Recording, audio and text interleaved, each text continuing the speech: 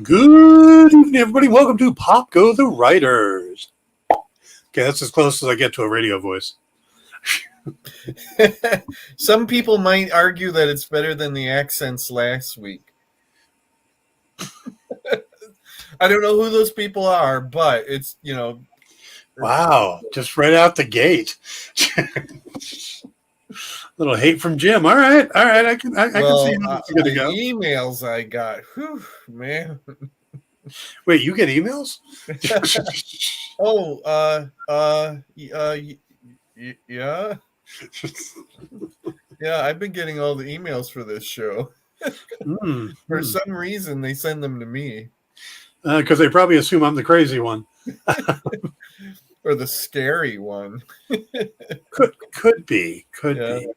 Yeah, So, little do they realize how wrong they are. yeah.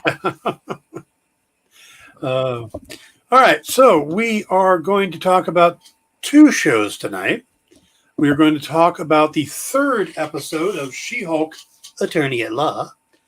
And we're going to talk about what might be the longest title in currently on the air, The Lord of the Rings, The Rings of Power, which just the title makes me cringe because it's like repetitive use of the word rings. Yeah. You know? Yeah, and of. Yeah. Hey, Amy, glad you could join us. Yeah, when that title was announced, as much as I was looking forward to the show, I said it all over the place. Yeah, I was the first person to be negative about that show, by the way, and I said that is just not a good title. That is not like one or the other, or maybe, but it's like no. That's bad title. They could have come up with so many other things, like the rise of Sauron. The Second Age. Yes. Yeah. Right. Or I said, I think I said like Middle Earth, Middle Earth, the Rings of Power, or something like that. But just yeah, no. Appendix, the Rings of Power. Because I did find out that I thought that they had gotten the rights to the Silmarillion, but they don't. No, what they have I've been looking into this, and their rights are. It's really weird what they have rights to, and the things that they have to supposedly avoid is just really interesting, and it's actually informed. Some it goes on, and some of the criticisms too, because people don't realize what they can and cannot do. Yeah, it's like they Morgoth, the bad guy they talk about that killed the trees. Yeah, he has another name, but they can't say the other name. Melkor. Yeah, they can't say the name Melkor. And I mean, it's just a ton of stuff. And so they're not using the Silmarillion, and they can't talk about the Silmarils, but they did. I know. But they're doing the appendix in Lord of the Rings that talks about middle, just because that's the area that Tolkien spent a lot of time just kind of giving you the background, Yeah. Like, if you guys really needed a series, you could have just done, Tom Bombadil. It's a whole thing about Tom. But haven't you heard he is in the show? He's the stranger. Yep. Ooh, I hadn't thought about that. He's Meteor Man. Yeah, which is, we could get into that, but no. I need to remind people that Tom was there before anything. Yeah. He was there before the first raindrop fell, or whatever the heck the saying is. Yeah, he should already have been there. Yeah, isn't he the one above all, basically? He's not Eru Iluvatar, or anything. Well, at least we don't think so. But yeah, I don't. He's the eldest with a capital E, or something like that. Yeah, I don't think he needs to be falling to Earth in a meteor at this time in the history of Middle Earth. Yeah, I'm guessing that's probably a wizard. Yeah, that seems to be the one of the prevalent theories, and it's the one that I'll buy as long as it's not a wizard that we already know. Yeah, Or which if it was, it'd have to be Saruman. yeah, Because he even came that, quick. I hope it's just one of the ones that we don't know if it's got to be a wizard, and it seems like it is because of the things that are going on around him and that he's sort of doing. Mhm. But I really don't want it to be one of the three that named ones that we know: Saruman, Radagast, or Gandalf. I Yeah. really hope it's not Gandalf. This, as much as I'm high on this show and down on the naysayers, that will really really bum me out if it is. It doesn't. We don't need that. They're already giving us Galadriel. They're already giving us Elrond. It looks like we're getting a Balrog at some point. Yeah. It would be like a crutch, that we don't really need. And even though it's a little bit vague, even according to Tolkien, as to exactly when Gandalf showed up in Middle Earth, Hmm. and I don't see him coming to Middle Earth in this manner either. But In the third age, he comes in the third age. well, there's two different notes from Tolkien. I think it's an earlier note of his that said that the wizards arrived in Middle Earth, yes, in the Third Age. And then I guess later on he changed his mind and he did say that they supposedly arrived in the middle of the Second Age, which would put it right around where we are in with this show. But there's 5 wizards, right? Yes. So we could See, it's funny. I'm not the biggest expert on this show. When it comes to anything past Lord of the Rings or The Hobbit, I call myself a very casual Tolkien fan, and I think that in a way that I'm sitting in a really great spot for this show because I'm not all verklempt Yeah. about the details, and if the show is doing its job, it should be that it doesn't need to that anybody to know anything like this. It Yeah. should be we should walk away and say either it's a good story or it's not a good story, or I really love the characters or I don't really love the characters. We shouldn't be arguing about Galadriel never went into the light, or anything like or Well, she didn't. She stopped. I Galadriel didn't almost go into light. Do you want to put spoilers up? I don't know. Oh yeah, probably a good idea. Why is it always me that has to remind you to do that, Dan? Come on. Because That's why I get the emails and you don't. Because by the time we get to the point where there's spoilers, it's been so long since the show's been on for me in my mind. I Because know. well, everybody's seen it by now. I totally agree, right? And Yeah. if you're going to tune into a show like this, then you take your chances or you shut up. Right? Yep. But All right. let it be said, I'm always the one thinking of our audience then. I'm always thinking of content. Good. Then we balance everything out. Yep. All right. Let's as much as I hate doing this, but you can't seem to get around it. Let's talk about the elephant in the room and address the negativity that's come out, having nothing to do with the actual story, but by casting. Yeah. The casting of African American and actors of color in certain roles. Mm-hmm. Now, you and I were talking about this before we went on air. Mm-hmm. Flat out in the books, Tolkien talks about the Harfoots being of darker skin than the Hobbits. Mm-hmm. So right there, that should not be an issue to anybody. Mm-hmm. It's canonical. Yep. The only other place I've seen, the Dwarf King's wife, didn't really think about that when I saw it. No, because I liked the character so much, it didn't even, Yeah. Even though technically your skin would be pretty pale if you were underground most of the time, but right, but she's a stone speaker or something. mhm, So maybe she's mhm. up more often because that's the one thing that would get me is that the way it's why people of color start off closer to the equator because what's the term I want? Physically, the actual Mhm. t- um, the way it works physically actually would Yeah. make sense. But the big complaint seems to be the black elf, Arondir. Arondir. Yeah. And I got to tell you, Arondir was one of the most interesting characters. Yeah, he's I just thought he cool. Yeah, he is cool as hell. Yeah, and So- you know what? He's handsome as hell too. Yeah.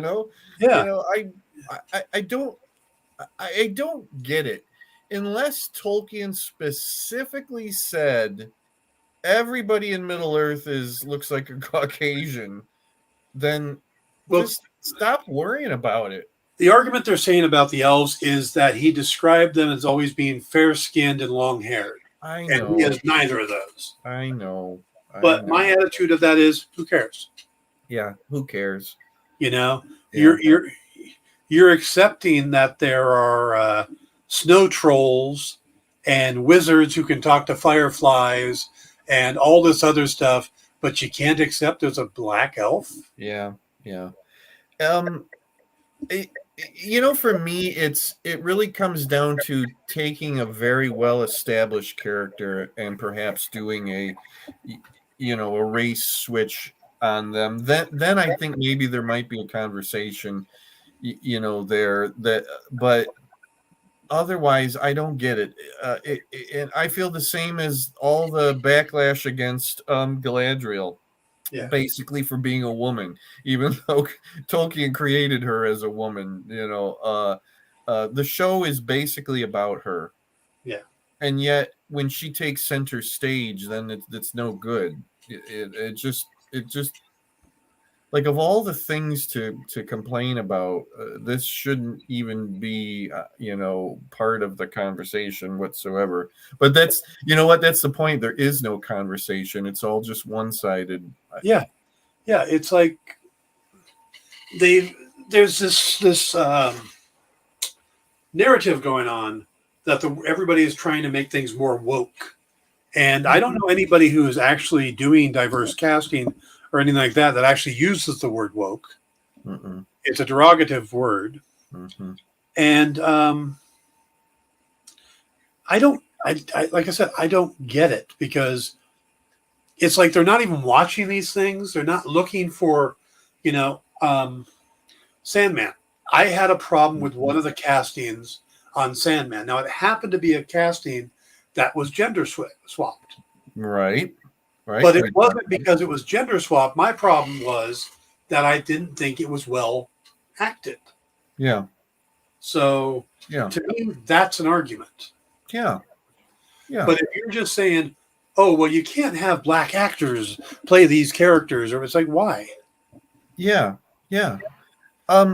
You're right in that, because generally producers or directors or whoever usually say, we have this person playing this role simply because they were the best person for the role. They impressed us the most. We feel that their talent earns them this role. Then and then if we get to see it and we go, what are you talking about? This person is just acting chops are just not even there, then then there's a discussion that can happen from that. But just right out of the gate, to dismiss it. And it's a shame, especially with Rings of Power, because there's so much good to be had in these first two episodes. And I sat back and I said, wow, this is only the first two episodes. Like, what else are we still in store for? I think they're really hurting themselves. I get being very, very into a property, and I'm that same way with some things too. Yeah. But not to the, just a to blind yourself to everything else is, Mhm. one should ask oneself, would the professor himself realize that a filmed version of something is an interpretation? And the other thing is, to me, is that from what we're to understand, the Tolkien estate is deeply involved in this show and has a say in what is up there and what's not. I wish people would say, I'm going to trust the Tolkien estate. To me, it's like saying I hate I'm the hugest fan of Tolkien's work, but I hate their estate and don't trust them. Yeah. I mean, is that really what you're saying here? Why do you think that they would have let these different things happen if they didn't believe in the interpretation? And again, it comes down to, I think, what the argument is.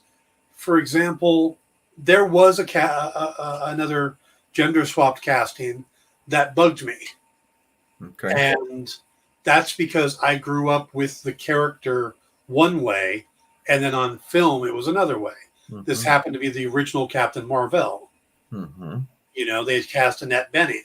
Mm-hmm. Now, I would like to have seen Captain Marvel.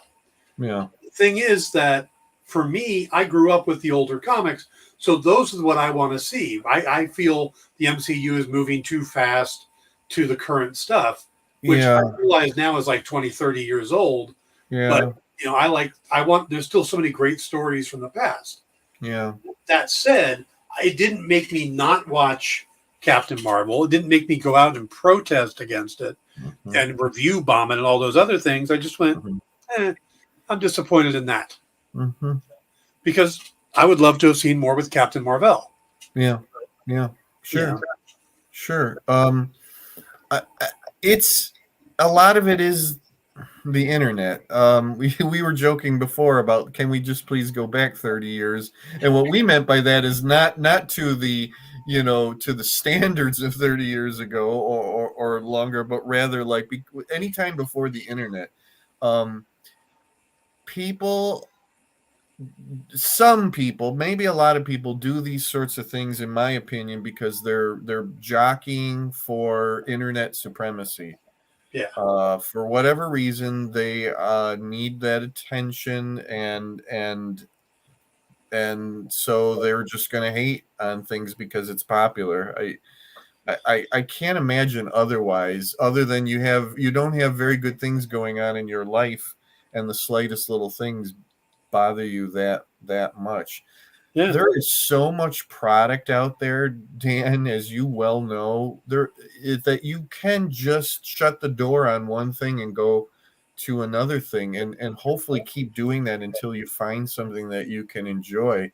Yeah. And you don't have to keep putting down and the people who are enjoying that stuff.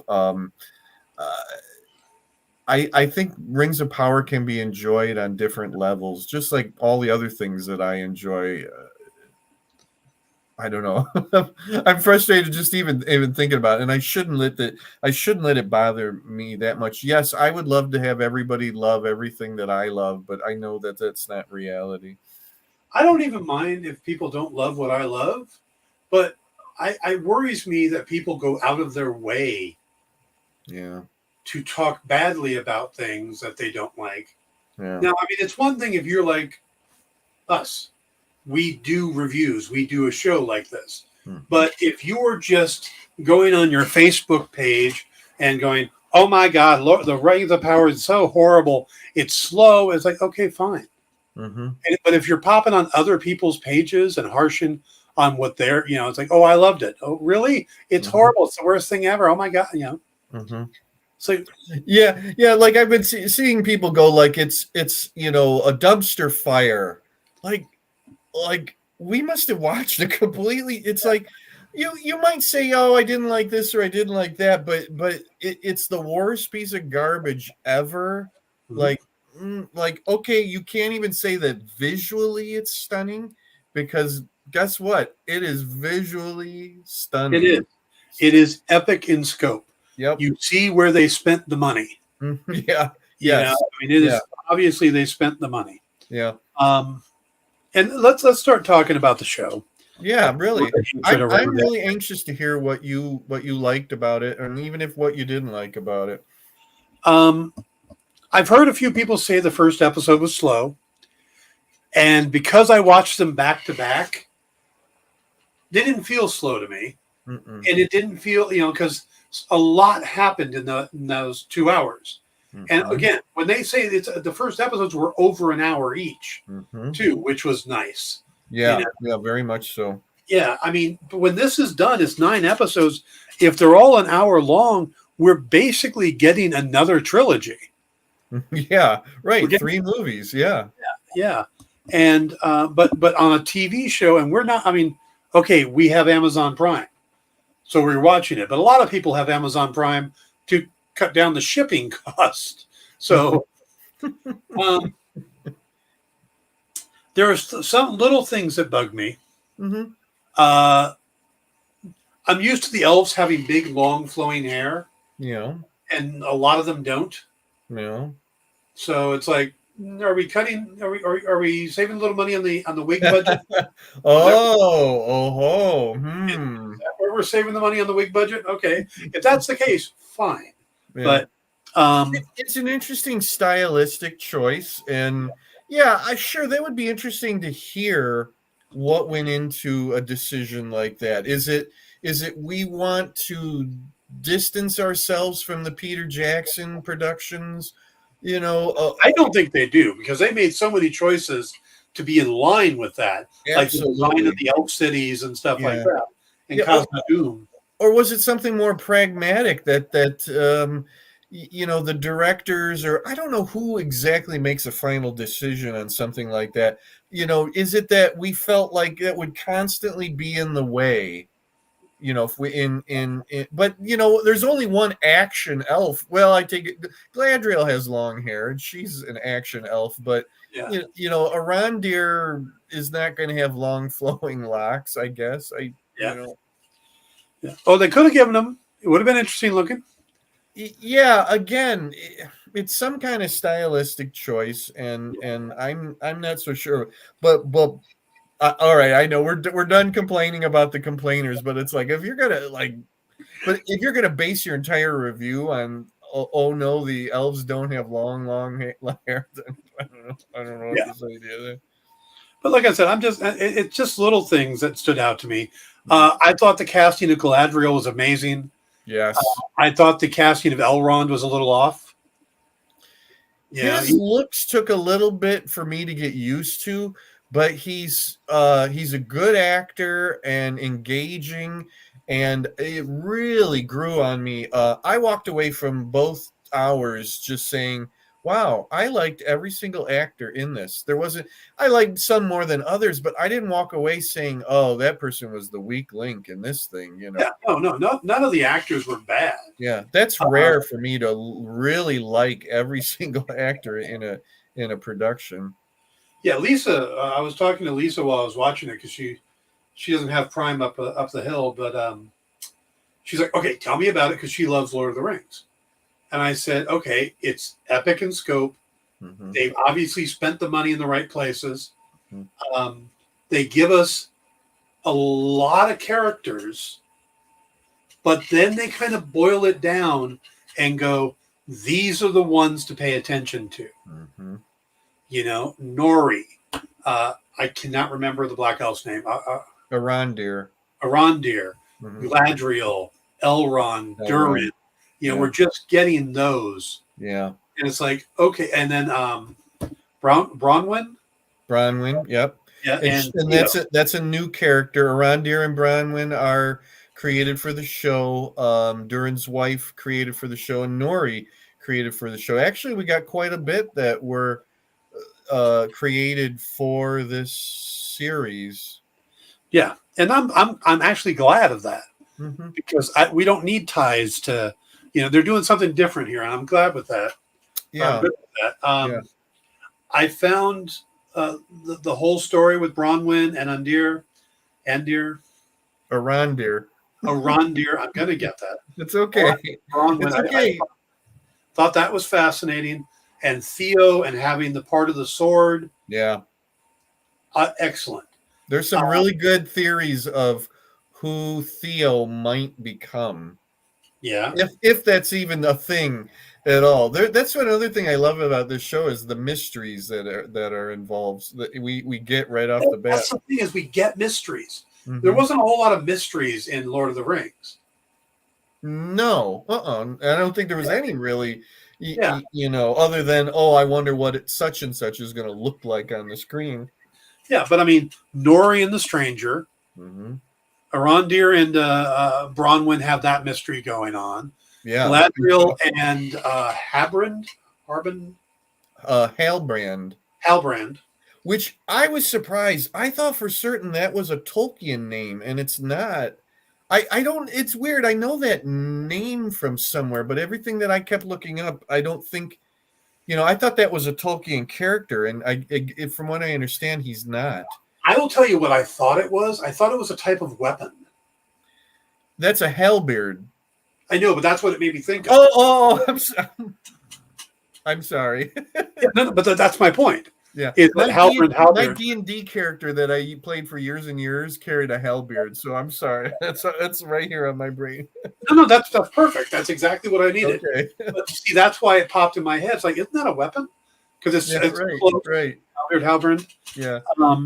And there's theories about that character too that are really fascinating. I don't think everything is going to turn out to be what everybody thinks it's going to be, but to me that speaks to the people who are engaged with this show, that it's already grabbed them to the point where they're speculating in a fun way of who could be what and what could be what and all of that.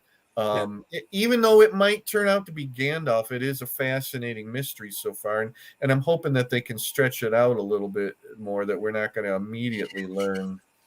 It also seems like they're giving us familiarity. Yeah. Yes, we have two characters we've met before. Yeah. We have places we've heard of before. Yeah. But the relationship between Elrond and Durin feels a little bit like Legolas and Gimli. There you go. That's up a bit. Yeah. Nori, just it's Samwise and Frodo, and and she's like all the elves put together, all the hobbits put together. The Stranger, you get that Gandalf feeling from him. Yeah. Which I think is on purpose. That's why I don't think it is Gandalf, because I think that that's what things are pointing to, and isn't it better to find out? Oh no, it's not. It's really this or that. I think it would be awesome if it was Sauron. Well, yes, that's another one of the theories out there. Yeah, because we don't look at Saruman as a bad guy until the third age. Yeah. So. Yeah. Again, I'm going to go back to. I really hope it's one of the wizards that we don't know.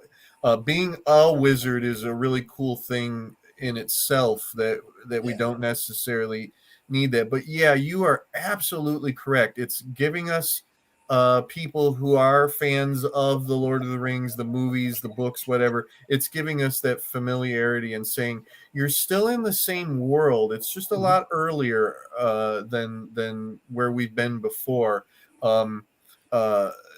This is Galadriel before she's learned to be a statesperson, to be the ruler of her own little kingdom, which is what she supposedly wanted, and that's through Tolkien, that she wanted a little kingdom of her own to rule over. This is Galadriel that still has a lot to learn, and one of those things is how to set down her sword and battle in a different way, I guess. Yeah. It's kind of like why, when you go to a Denny's anywhere in the world, anywhere in the country, they have a similar layout. Yeah. So you I was wondering where you were going with this one. You walk in, you're like, oh, I'm at Denny's. Yeah. You could be on the road. It could be a horrible drive. You pull in, you're like, oh, it's that little bit of comfort, of familiarity. And I think that's what they're doing, which is awesome. Yeah. I really appreciate that because normally I'm not a huge fantasy guy. I've been Mhm. getting more into urban fantasy, Mhm. which tends to be more focused on a single character. Yeah. This, when you get into what's the term for high fantasy, I think it is. Epic or high, yes. Mhm. Yeah. They tend to be, well, here's 97 characters to follow. Yeah, Everybody has a hard name to remember. yeah, Nobody's called Dave or Bob. So I mean, yeah. the fact that there was a Tom in the book really blew my mind. Um, and then you're like, wait, let me get a whiteboard and some red string so I can keep Yeah, track of this yeah.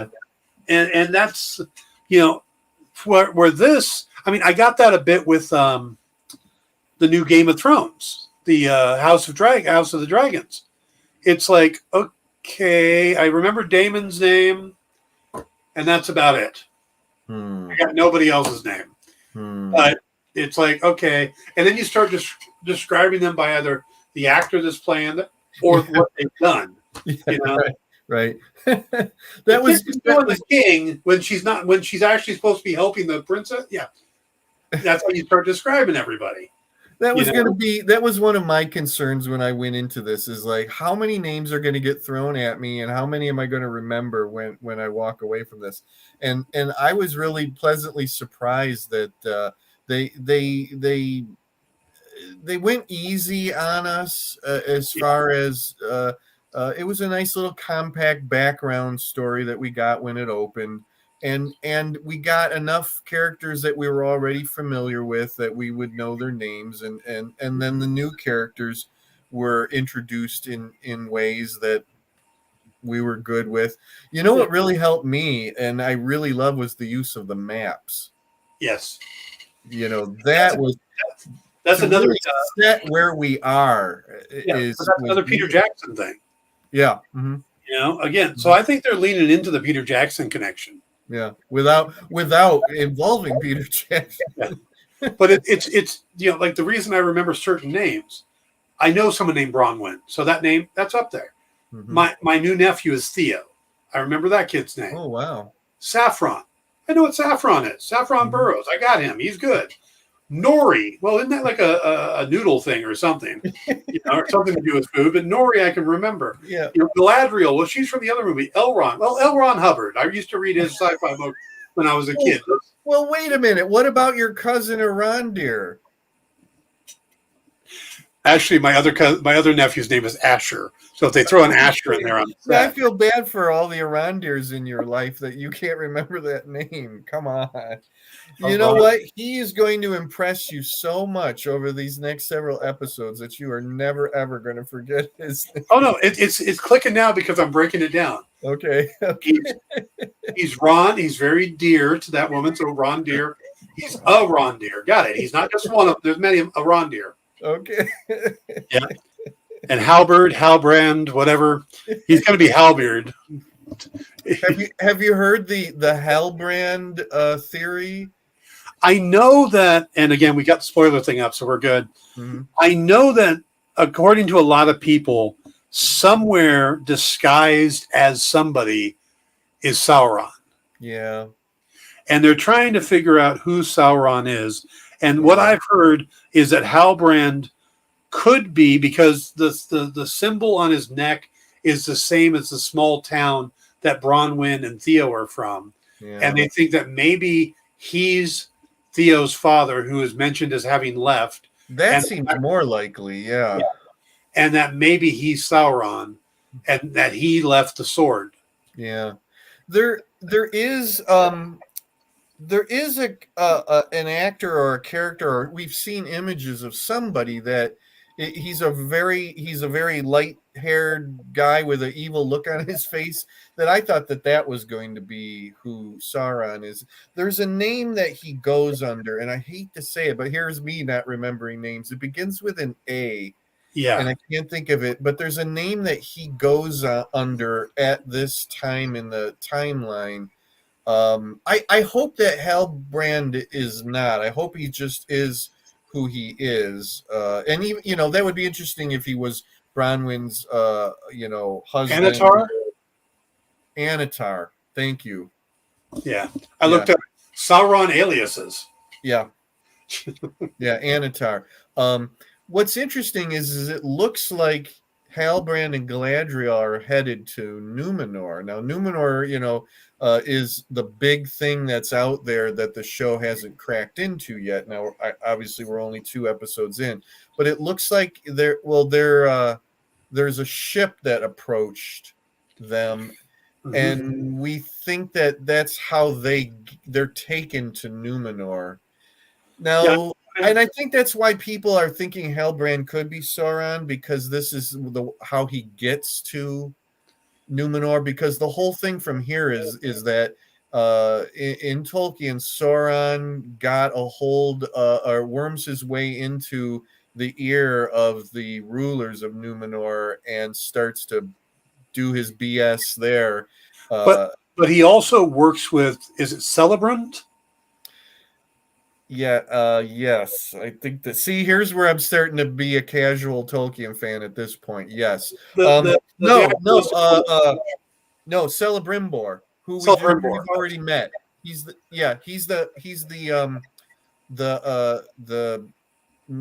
crafter, whatever you want to call him, the one that wants to build the forge. Yeah, and so he's going to eventually hook up with Celebrimbor. Yeah. By the way, ask your doctor if Celebrimbor is right for you.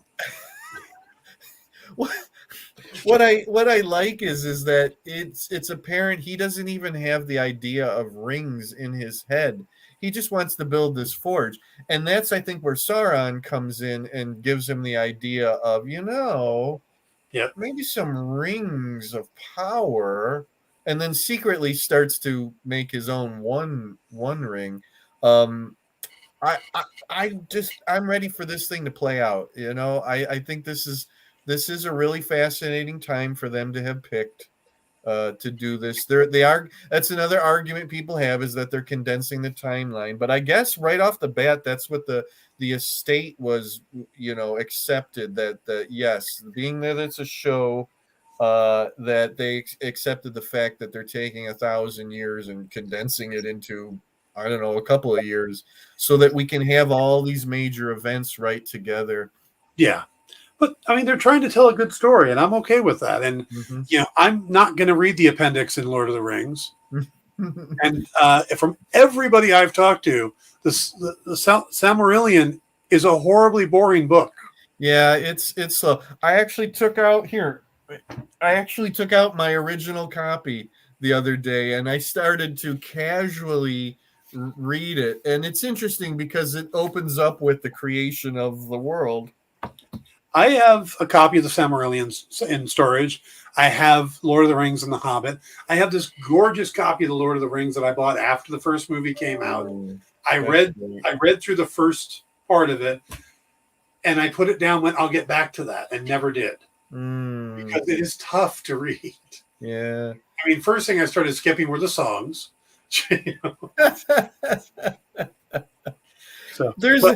But Tolkien has created an amazing world that has grown into so much. I mean, you can look at it and go, well, there's the basis for a lot of D&D. There's the basis, absolutely, for World of Warcraft, and all of these other. I mean, basically, it's the Bible for high fantasy. Yeah. So much of what Tolkien came up with, I don't know if there was anything before it that had elves and hobbits and dwarves, and I mean, there is, but let's say he popularized. But he's the father of modern high fantasy and epic fantasy. There's not a lot that's like that before that, but there are some things. He's like the Jack Kirby and Stan Lee of high fantasy, where most everything comes from him. You almost everything in some ways. Well, I mean, come on, Groot is just an ent. And you look at Groot's original form when he was created in the 60s. Yep, he was an ent. Yeah, basically. Did you catch the ents in? Did you catch the when the meteor was going across the sky? Yeah, and what looks like the Ent wives, which I don't think we've ever actually seen the Ent wives before. in anything like this. So that was celebratory in just for that alone. All right, we got to wrap it up here because we do have to talk about She-Hulk. Shucks. I could talk about this forever. I'm going to talk about it on the Dan Wickline show on Wednesday afternoon. You're welcome to join me if you're free Wednesday. I will be. No, I wish I was. But okay, but just to put a little bow on it, I am absolutely hooked. I'm in. Good. I ended the episode going, is there a third? I want a third. Let's have another one. So here's the bad part for me. I saw the first 2 episodes in a theater, and now I have to watch the rest of the show in my living room on my TV. It's not a tiny little TV, but it ain't sitting in. And I'm telling you, that was the way to watch those first 2 episodes, and you really see every penny that was spent, and that was just engaging. That's why I didn't feel like it moved slow or anything like that at all. And I think it's just because I'm watching it on this gigantic screen in front of me in a theater. I'll tell you, I watched it on my TV screen here in the office. I have a bigger one in my room, but this one here, it's maybe 37 inches. Mm-hmm. It's not that big a screen. I mean, it's not much bigger than my monitors. It looked amazing to me on that. Yeah. It looked epic in scope. So I have no problem. Imagine how it looked in a theater. Yeah, that's awesome. Yeah. All right, let's go ahead and switch to our other show, She-Hulk Attorney at Law. And what a switch it is. It almost makes me dizzy. Yeah. And I think we've covered enough negativity in the show tonight. Okay. So all the people with problems with the twerking, just shut up. Uh-oh. If you got a problem with twerking, I have to shut up then. You didn't have a problem with Star-Lord doing a dance-off? You didn't have a problem with Baby Groot dancing in the beginning of Guardians, too? At least they weren't shaking their asses. But it was a joke. It's the same joke. I mean, that's the joke at the end. Yeah, I know. And and it's funny how many people thought that She-Hulk was a real serious, property of Marvel's. I read the John Byrne run when I was younger. I loved it. The fourth wall breaking, the silliness, her jumping nude, the jump roping nude at one point. It's like twerking ain't nothing. And then you've got Megan Thee Stallion on there. And by the way, if you haven't seen it, there's some behind the scene photos of Tatiana. They actually had her twerking. I saw that. Yeah, but she's like up on this huge ramp just so she's the right height. But you look at her and she's like, on the ramp, she's still the same height as Megan Thee Stallion. How short is Tatiana Maslany? Yeah. Gosh. Very short. Very short. Yeah. Yeah. And I think part of my issue came from I had no idea who Megan Thee Stallion was or will be at all. And I had to, I avoided looking her up online because I didn't want that in my surfing history on my laptop. But from what I understand, she's like some sort of rapper. Yeah. She's a rapper singer. She's popped up on a couple shows. Okay. So she's another entertainer. I mean, yeah. And I thought they worked her in a pretty clever way. Mm-hmm. The narcissism of is it Dwayne? No, what's his name? Dennis Bukowski. Yeah, I was going to say I couldn't remember that name. Yeah, Pug. His defending lawyer is named Pug. Yes, for Augustus Puglisi. Yeah. Okay. Right. Yeah, and by the way, Josh Segura is great in that role. Mm-hmm. I really appreciate him in that, and him coming over from Arrow, having played Adrian Chase over there, to come in and do comedy and have the right timing. It's amazing that they're still introducing whole characters. Well, yeah, another character just popped in the door, went, "Yeah, no, I'm not working with this guy," and left. Right? Yeah. And she's one of the top names from Hamilton. Renee Goldsberry. There's another name in the middle. I don't remember, but. Mm-hmm. Yeah, so it's like, hey, here's a question for you. Does this show have a plot? And I don't ask that in a negative way. I guess it doesn't really have like a through line, overarching story. It does. Oh, think about near the end, she gets attacked by the 4 guys. You're right. Yeah, you're right.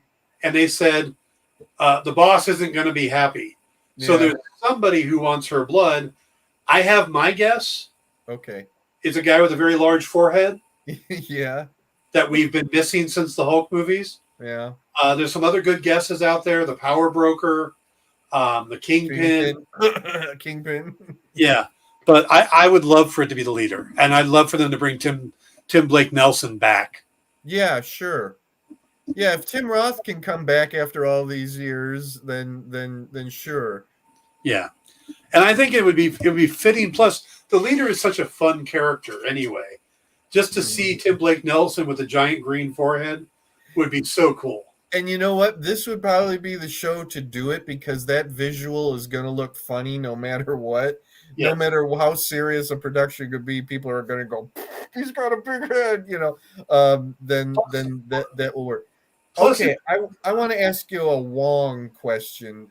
Okay, before we get to Wong, the thing with the leader is it also comes down to on which version they do, because for a long time he was just the guy with the large cranium and the large forehead, and then somewhere when Todd McFarlane took over, he redesigned him to have more of like a brain shape coming out, which surprisingly looked like the top of a scrotum, or the bottom. It looked like a scrotum head, which I think would be a lot funnier, but I don't think they should go there. Yeah. So, okay, you had a question about Wong. Well, it's the Wong question. It's a right question about a Wong. Did it impact you at all where Wong is basically in the wrong in what he did? Mm-hmm. Do you think that was against character, against the character at all? Ooh, good question. Because I don't necessarily. Obviously, you didn't, because you didn't think of it.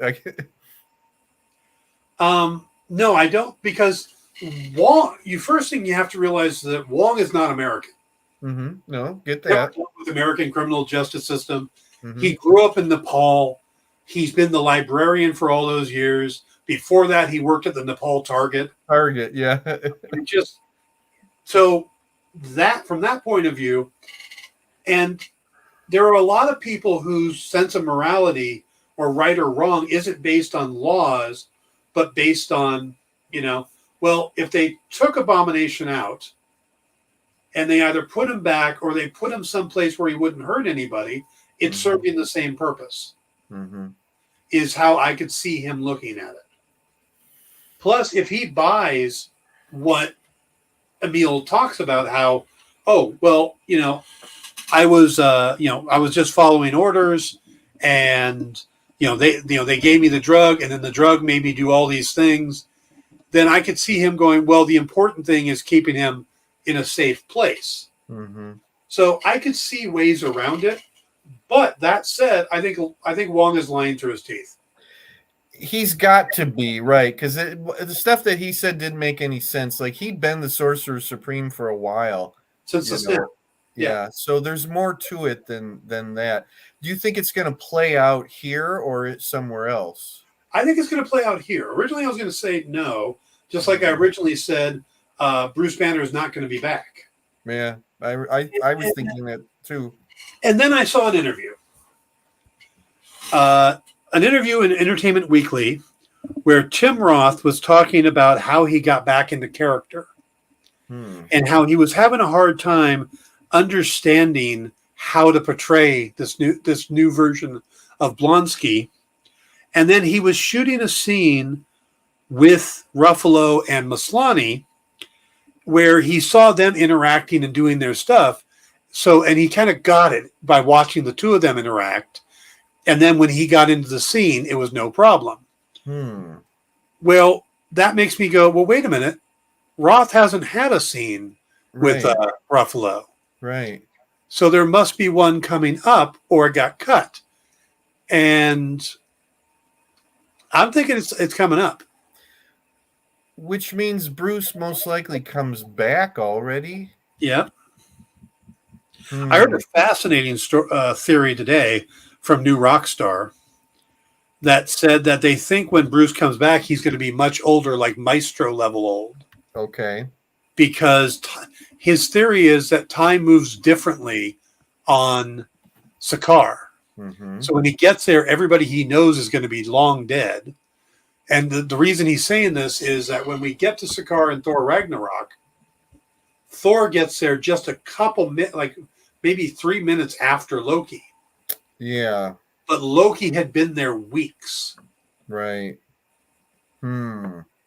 So either, something, there's a time thing going on there. Right. So when he gets back to Sakaar, it could be that, or if he's on Sakaar for a while, he could come back old. I don't know if they're going to do that, but I thought it was an interesting theory. It is. I hadn't really considered it, and I didn't know about that interview, or that there's supposedly a scene with the three of them together. Very interesting. Yep. Yeah. I do my research. So no, I think we're. Plus, there's also in the trailers and stuff. There's more scenes of Blonsky, like him sitting in his little circle with some other D-level villains like Matador or Ella. I don't know. There's a couple versions that he might be, and the Porcupine and stuff like that. And then there's another scene where he's as the Abomination, and he's wearing like a Don Johnson suit. Okay, I might see. I stop watching trailers and sneak peeks after a while. When it gets closer to the release of something, I just kind of stop because I don't want to see anything anymore. Because usually by the time it's all over, I've seen the entire show without having seen the entire show. So okay, that's very interesting then. When I was between working for Bleeding Cool and doing these kind of shows, I had stopped as well. Okay. But now that I do these kind of shows and people ask me these questions and stuff, I kind of need to take in as much information as possible. Sure. Yeah. But I thought this episode might actually have been better than most of the first three. I love the first one. The second one was pretty good. I thought it could, seemed a little short. This one I thought felt more like a half-hour sitcom.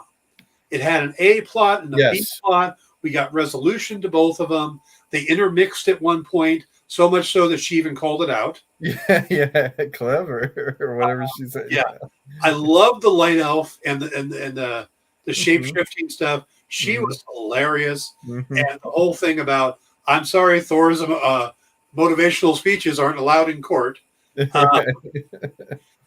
So I really love that whole B plot. And I thought I'd be like, well, who cares? They're bringing in Megan Thee Stallion for a B plot story, whatever. And it's like, that was awesome. That was hilarious. And the driver name dropping the Cybertruck and stuff like that, which I thought was great. Yeah. But, and then the whole thing with Blonsky, though I did notice one thing. I misheard something, or people say I misheard it. But it sounded like he talked about there being 8 brides. And I know, well, no, he said they're my better 8s. Right. I saw you say that, and I saw the person who came in with the explanation. Right. Because with him added, then they would be 8 parts. Right. But when you look at the closing credits and they've got the courtroom sketches, there's the one of Blonsky in the back of the bus being taken away. And there are 8 women there crying after him. So I haven't had a chance to rewatch the episode to see if there was something that I heard different than what they said. With the way that they have to know how people dissect everything that's on the screen these days, it would be kind of weird if it was something that was cut out and then not fixed. So that sounds like something that that would have happened like when they filmed The Wizard of Oz and they cut out the whole jitterbug sequence, but they didn't cut out Margaret Hamilton's line about sending a little insect ahead to take care of them or whatever. I mean, that stuff shouldn't happen anymore. We can edit stuff out very easily, or CGI things or whatever. This guy in The Mandalorian. They put up an episode where you can see a guy in jeans, and next week he's gone. Yeah. Or the Starbucks cup in Game of Thrones. Right. It's gone. Yeah. Right. So. This is another mystery. But so I love the A story and the B story. But when they introduced the Wrecking Crew, and that's another thing people are complaining about, they don't take the Wrecking Crew seriously. Nobody took the Wrecking Crew. I was going to say, since when was the Wrecking Crew ever taken seriously? I'd like to know whose favorite villains are the Wrecking Crew. Well, I really do like them, even though they're goofy. You know, I've always liked them. Goofy. Yeah. What I need them is to be in a little bit more of a semblance of costumes. But saying that they got, I mean, how different is, well, they were standing together holding a crowbar when they got struck by lightning, to we robbed an Asgardian construction worker. It's about the same. Which is a fun explanation to put it like that. And they actually gave Pile Driver weapons now instead of just having big hands. Yeah, well, and then that they still have the code names too. That's at least they did that. At least they did the code name. I'm hoping that they maybe get a level up as far as the way they look or whatever if they come back. Yep. And then that goes back to who the boss is. And see, that's the thing is when you think of Kingpin, I don't think he hires those 4 idiots. It's Val. I don't think Val hires those 4 idiots, and I don't think Power Broker hires those 4 idiots. I think the leader does. Well, he's super smart. Why would he hire idiots? No, I'd almost sooner say those others would hire it. Well, you know what? Nobody should be hiring those idiots. Yeah, I could just see him. I could see the leader thinking too much. Like, I will send them out, and they will know to jump her when she's Jennifer. Yeah, right. And not have a moment. Right. Who would gain the most by getting her blood? The Power Broker. The Power Broker, but the leader had all that Bruce Banner blood in the first movie and then lost it. Yeah. Yeah. My gut says leader, but Power Broker makes sense. Okay. Power Broker is a high possibility, and she did hire Batroc the Leaper, so. Yeah. Batroc. Yeah. I think it's Dr. Bong myself, but you know, then bringing Howard the Duck in would be a good move. Yeah, you know, I still hold out hope that we get a live action Dr. Bong, and I would be just so happy, really happy if that happens. Yeah, that would be funny. Yeah, Google that, everybody out there in internet land, Dr. Bong. And we're not talking the paraphernalia, though they probably were at the time. That was.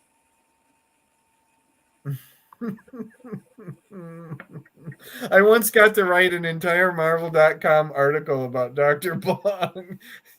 Believe me, my editor actually asked me to do it. I didn't even have to ask myself. I got to write a whole thing about Do you want to write an article about Dr. Bong? Do I want to write an article about Dr. Bong? It's come. My favorite day has come. I know, really. Yeah, after that, you know, I'll interview Stan Lee. So what? I got to write an article about my most favorite Marvel villain of all. Yeah. Nice. All right, guys. I think we're going to wrap it up there. I think we got a good... I don't know what's going to happen next on either of the shows. Wait, Dan, we didn't even get to talk about how Namor didn't know how to swim. Oh, yeah, Tenoch Huerta. Yeah, you would think that when you're casting for... Yeah, we're going to cast the King of Atlantis. Some good questions are going to be shaped at can he swim? I mean, that's like hiring me. I don't know how to swim and have never known how to swim. Wow. How do you not know how to swim? I just don't. I've always been afraid of the water, and I actually had a little water accident when I was little, and it really put me off. So yeah, to this day I don't know how to swim. So Yeah, yeah. It's gonna be hard. It's gonna be hard to watch. You think I would feel like a kinship with this guy, but it's actually, taking some of the the punch out of looking forward to Namor in that movie. They hire people all the time. I'm pretty sure that some of the people that do archers aren't archers when they start. Or Well, yeah, I know, but most people know how to swim. I'm one of the exceptions. As a human being, generally, we know. Not very few people are archers. well, it's like driving a car. I'm from LA, so driving a car, I assume everybody knows how to drive a car. You can go back east, and there are people who've never driven a car. Okay. So I want to know if the actor who plays the wrecker knew how to use a crowbar before being hired. There's a conspiracy here. No. There's a conspiracy here. Yeah. I don't think Kevin Feige better address this at the beginning of D23. He better address this. Oh, before we go, I heard some. See, I was thinking that Gene Wilder didn't know how to ride a horse when he got cast in Blazing Saddles. Okay. But this just came to my attention today, and I think it's amazing. There is a new movie out called Paws of Fury. It's an animated show about a dog that comes to town to a town of cats. And if you watch high concept. If you watch it, it's a remake of Blazing Saddles. And I don't mean just the concept. I mean shots. Mongo punching the horse. There's a big fat cat in there who punches the horse. Is Mel Brooks involved in this? Yes, he does one of the voices. He plays the governor. So they turned Blazing Saddles into a children's cartoon. At one point, does he turn to the woman next to him and say, "Hello, boys"? Don't know. I haven't seen it, but I saw somebody talking about it and showing clips. Okay. And I'm like, oh my God. There's even like the scene with the old lady showing up and giving him the pie and then telling him you can't tell anybody about it. Okay. There's a scene about cats sticking their head through a bush saying, but you can't tell anybody I said that. Do they sing Camptown Races? Again, I now have to watch this movie. Yes, you have to, and you have to report back on it. By the way, remember, Disney Plus Day is Thursday, which means the dropping of Thor: Love and Thunder on Disney Plus, a Pinocchio movie, not the one that with Guillermo del Toro, a different one, and a bunch of other stuff. And then, of course, Friday, Saturday, and Sunday is D23. Marvel and Star Wars announcements will be Saturday morning. So we'll have stuff to talk about there, along with more She-Hulk and more Rings of Power. Wow, it'll be like Saturday morning, all like when we were kids, Wow. Yep. And the behind the scenes making of Obi-Wan. Yes, behind the scenes of Obi-Wan. Also a Simpsons short, if you're into the Simpsons. So a new Simpsons short. It's like Christmas in September. Yeah, there's like 15 things debuting. Yeah, good, cool, wow. Yep, and a new She-Hulk that same time. So, wow. Yep, and we got Andor coming at the end on the 21st. Yep. Yes, 3 episodes of Andor at the same time. We might have to go back to an hour and a half just to cover all the stuff. Maybe so. Wow. So, all right, we're going to wrap it up there. Jim, it's been a pleasure. Everybody, thank you for tuning in. I hope you have a great week